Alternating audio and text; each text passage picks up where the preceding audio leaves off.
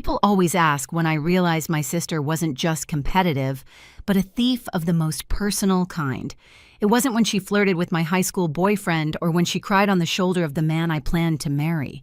It was the night I unlocked Cole's apartment and found her in his bed, smirking like she'd finally taken the last thing I had. Most people crumble in moments like that. I didn't. Something steadier moved through me, something I didn't recognize yet.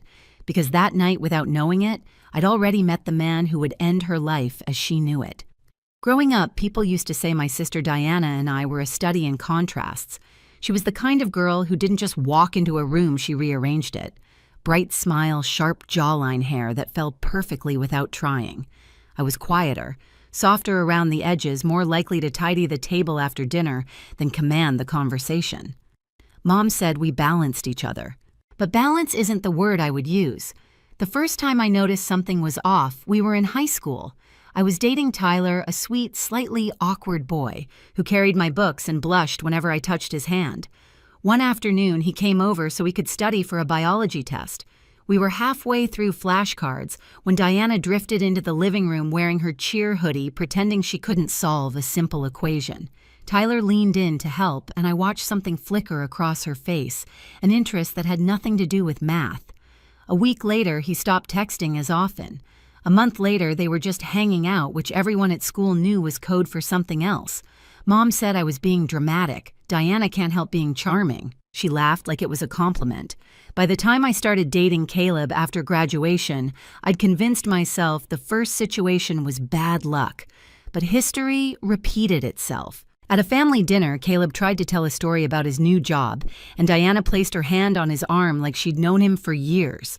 Mom noticed, of course, but instead of calling Diana out, she whispered to me in the kitchen, "Maybe stop bringing your boyfriends here. You know how easily she gets attached." The logic was so backward it made my teeth ache, but I stayed quiet. Staying quiet was something I'd mastered. When Mason came along, a coworker who made me laugh during overnight shifts, I told no one except Mom. She promised she wouldn't mention him. A week later, Diana bumped into him at a coffee shop in our town and suddenly needed career advice.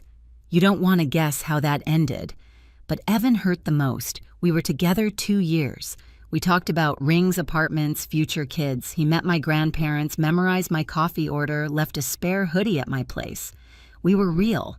And even then, Diana found her angle, emotional emergency at midnight, crying on his shoulder, Mom telling me Evan's too kind. He can't ignore a girl in distress. When the relationship fell apart, no one looked surprised but me. I told myself I'd grown numb to betrayal, that heartbreak had a limit. But numbness is a myth. Hurt accumulates, reshaping you piece by piece. Then came Cole, a man I didn't even introduce to my family for 8 months, because for once I wanted something untouched, unshared, unthreatened. He felt different, steady, real. I thought I'd finally outgrown the curse. I didn't understand then that secrets don't protect you. They just delay the inevitable. I should have known peace doesn't last in my family. It took just one slip, one careless moment for everything to unravel. I was at a cousin's barbecue when May, who has never been able to whisper at an appropriate volume, leaned over the grill and said, "So how's that guy you're seeing? The one in Denver, the tall one." She said it casually, flipping a burger, not realizing she'd just handed Diana the coordinates to invade the last safe corner of my life. I felt my stomach drop. Diana's head snapped up from across the table, her eyes bright with curiosity. "Guy in Denver?" she asked. Voice sugar-sweet but sharp underneath. I forced a laugh, changed the subject, but the damage was done. Diana has never needed details, just a hint of something I valued was enough to ignite her hunt. I didn't sleep that night. I lay in bed replaying May's words, each one landing like a needle. Cole didn't post much online, but he existed. He had a job, a face, a name. And Diana was frighteningly skilled at finding what she wanted. If she could track down Mason with nothing but a coffee cup logo, she could find Cole with much less. For a few days, nothing happened. Cole and I went on dates in neighboring towns, grabbed cheap tacos after his shifts, watched late-night documentaries on his couch. But there was a tightness in my chest I couldn't shake, a constant scanning of shadows for signs of her. Then the small things started. Cole hesitated before answering my calls. He ended dates early, saying he was tired. His texts grew shorter. I told myself he was stressed with work, but deep down I recognized the pattern, the quiet drift, the emotional detour. One afternoon, I walked into a grocery store and froze. Diana stood in the produce aisle wearing an outfit she never wore in our town, too polished, too intentional. She wasn't holding a basket. She wasn't shopping. She was waiting. And when her phone lit up, she smiled at the screen in a way that made my skin go cold. I didn't confront her. I just walked out with my heart pounding and my throat dry. I told myself I was being paranoid, but the truth is, you can't mistake the scent of smoke when you've lived through enough fires. 2 nights later, Cole canceled our dinner, saying he needed some alone time. His voice was distant clipped. Something inside me tightened, but I didn't push. I just said goodnight and sat in silence long after the call ended. The next morning before sunrise, I drove to his apartment with a bag of breakfast pastries and a hope I didn't fully believe in. His car was outside. The lights in his living room were on. The hallway smelled like detergent and burnt toast. I unlocked the door quietly like I'd done dozens of times. And there she was, Diana in his bed, Cole beside her. Her hair spilled across his pillow like she owned the place. Her expression wasn't guilty, wasn't startled. It was triumphant, like this was the victory she'd been building toward her entire life. "I guess secrets aren't your thing," she said, voice lazy, satisfied. Cole didn't even look ashamed. Something fractured inside me, clean and final. That was the night my breaking point became my beginning. In the days after I found Diana in Cole's bed, the world around me felt muffled, like someone had stuffed cotton into my ears. I moved through my shifts mechanically, answering patients, charting vitals, pretending I wasn't replaying that bedroom scene on loop. People think heartbreak is loud, screaming, crying, throwing things. Mine was quiet, a slow freeze spreading under my skin. Mom called the next morning not to check on me, but to chastise. "You can't blame your sister for being magnetic," she said. "Maybe you should think about why your relationships keep slipping away." I held the phone to my ear and listened to my mother analyze my failures, as if she'd been waiting for the chance. I didn't argue. I didn't defend myself. Something inside me had gone still. A week later, on a cold afternoon, I walked into a small coffee shop after my shift, just to avoid going home. I ordered tea I didn't want and sat by the window staring at nothing. That's when a man at the next table asked if the seat across from me was taken.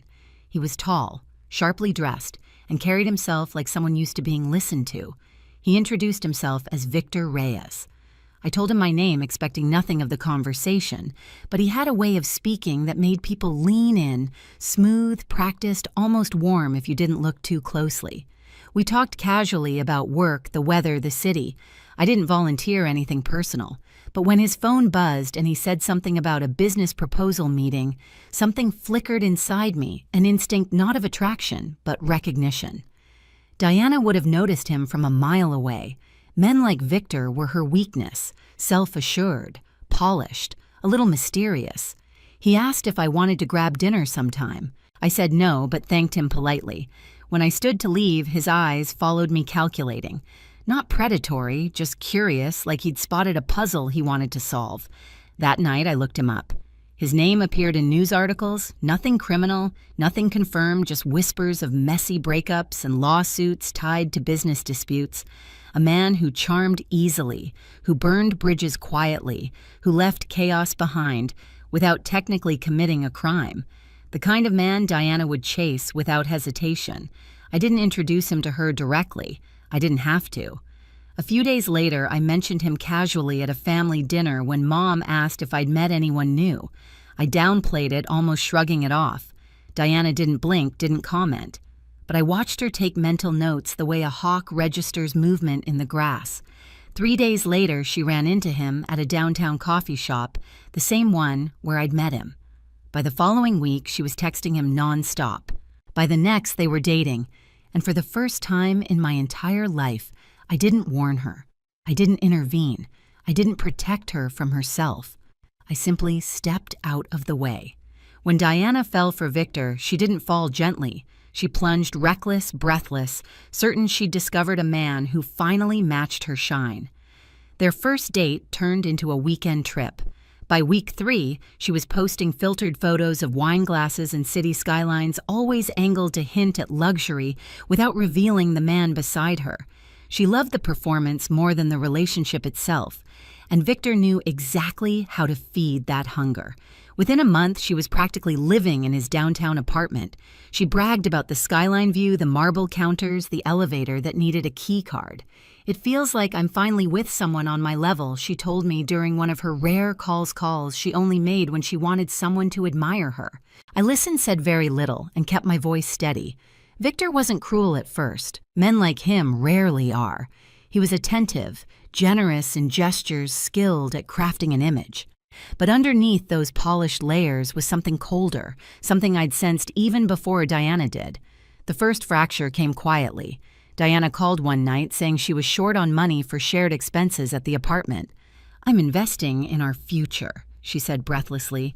"Victor says it's smart to combine finances early. It shows trust." She said it like she was reciting lines he fed her. A week later, she withdrew $30,000, her entire savings, to invest in a project Victor was spearheading. She explained it like she understood the details. She didn't. I knew what was coming, but I didn't say a word. Soon the tone of her calls shifted. She still boasted, but her voice trembled at the edges. She asked if breakouts on her skin could be caused by stress. If it was normal that Victor had the only key card. If it was healthy for him to check her messages for transparency. "He loves me," she insisted, but her voice cracked. Then came the night she whispered into the phone, Do you think someone can love you and still scare you?" My throat tightened, but I forced my answer to stay neutral. "What do you think?" She didn't respond. A few days later, the fear in her voice was clearer. Victor had asked her to sign a few papers related to their shared expenses, bills, authorizations, statements. She admitted she hadn't read everything. "It's normal," she said. "Couples do this all the time." Right, I said nothing. My silence wasn't punishment. It was finally giving her the space to face herself. Then everything caved in at once. It was early morning when my phone buzzed nonstop, first from Diana, then Mom, then from an unknown number. I ignored the first few calls until May finally texted, "Turn on the news." I did. A headline scrolled across the bottom of the screen, "Investigation into financial misconduct leads to raid at downtown apartment." The building looked familiar even from the helicopter footage. Glass balconies, steel framing, police vehicles crowding the entrance. Reporters stood outside microphones pointed toward the chaos. By the time I reached the apartment, agents were still inside. The hallway was filled with clipped orders, rustling documents, nervous neighbors whispering. Diana sat against the wall with a blanket around her shoulders, shaking, not from cold, but from the sudden collapse of the world she'd built on illusion. When she looked up and saw me, her face contorted into something between relief and shame. "He used me," she whispered. He said I was helping him. I thought I was part of something important." She looked terrified, not of the agents, but of herself. An investigator approached, holding a folder thick with printed statements. "You signed these," he said gently. Multiple times. He wasn't accusing, he was informing her of the reality she'd walked straight into. "I didn't read them," Diana cried. "He told me they were routine." The agent nodded sympathetically but remained firm. "Not reading them doesn't erase liability." That sentence cracked something in her. A sob tore out of her chest, raw and unfiltered. Mom rushed in moments later, frantic hair messy, like she'd sprinted the entire way. "Where is she, Diana? Baby, talk to me." She knelt beside her, cupping her face. "We'll fix this. We'll get you a lawyer. We'll—" Then she turned on me. "This is your fault," she hissed. "You knew. You must have known what kind of man he was." Her words were knives, but they didn't cut like they used to. I didn't raise my voice. I didn't defend myself. "Diana made her choices," I said quietly. "For years, she took from me without consequence. This time, she took from the wrong person." Mom stared at me like I was someone she'd never seen before. Diana shook her head, tears streaming. "Please," she whispered, "don't leave me alone." For a moment, I felt the old instinct rise, the urge to protect her from everything, even herself. But then I remembered the countless nights I'd cried alone, the relationships she'd shredded, the way she'd smiled in Cole's bed, like she'd won something. I knelt beside her, meeting her eyes. "You're not alone," I said softly, "but you are responsible." Her shoulders sagged under the weight of those words. Victor, meanwhile, was escorted past us in handcuffs, expression blank, posture rigid. He didn't look at Diana once. In the days that followed, the investigation unraveled layers of financial misconduct tied to his name. Diana wasn't charged with the most serious counts, but she was held accountable for the documents she'd signed. She took a plea deal to reduce penalties, but the damage was already done, ruined. Credit drained, accounts looming, restitution, a criminal record she'd carry like a shadow. She moved out of the apartment with nothing but a duffel bag. Mom cried. Dad stayed quiet, and I walked behind them, hands in my pockets, feeling nothing and everything at once. A few nights later, as I sat alone in my apartment, I finally exhaled. Not a triumphant breath, just a release. A long overdue acceptance that justice doesn't always roar. Sometimes it unfolds quietly in the spaces where you stop shielding someone from the consequences they choose. If you felt that kind of betrayal, the slow erosion of your worth, then you understand why I didn't intervene, why I couldn't. Some patterns only break when the person creating them hits a wall they can't walk through. And if you want to follow stories like this, stories about boundaries, justice, and what happens when silence finally breaks, there's a place for you. Support us on Ivory Revenge. By subscribing, you'll get notified the moment a new story goes live, Tiam. Diana didn't go to prison, but the consequences clung to her like smoke long after the investigation ended. With a plea deal in place, she avoided the worst charges yet. The fallout was crushing, her savings gone. Her credit destroyed, her name now tied to a scandal she barely understood. Mom tried to shield her at first, insisting the world had been unfair, but even she couldn't rewrite the facts printed on the bills and statements arriving every week. Within a month, Diana packed what little she had left and moved to Portland, taking a job at a small cafe. The girl who once floated through rooms now moved carefully, shoulders tight, eyes tired. I checked her social media only once. She looked older, quieter, almost unrecognizable. As for me, I finally started therapy. I told the truth out loud for the first time, the years of comparison, the pattern of betrayal, the exhaustion of always being the one expected to understand. Healing didn't come quickly, but it came honestly. Dad and I grew closer. Mom avoided the topic entirely, and in the rare quiet moments I realized something simple. Sometimes the only way to reclaim your life is to stop bleeding. For people who never notice you're hurt, looking back now, I don't feel triumph or revenge in the way people expect. What I feel is clarity, the kind that settles in when you finally stop fighting to be valued by someone determined to dim you. Diana's downfall wasn't my victory. It was the natural end of a path she refused to step off. And my healing didn't begin when she broke. It began the moment I chose myself instead of chasing her approval. If any part of my story echoes something in your own life, you're not alone. Share your thoughts below and tell me where you're watching from. And if you'd like more stories like this, don't forget to subscribe for the next episode.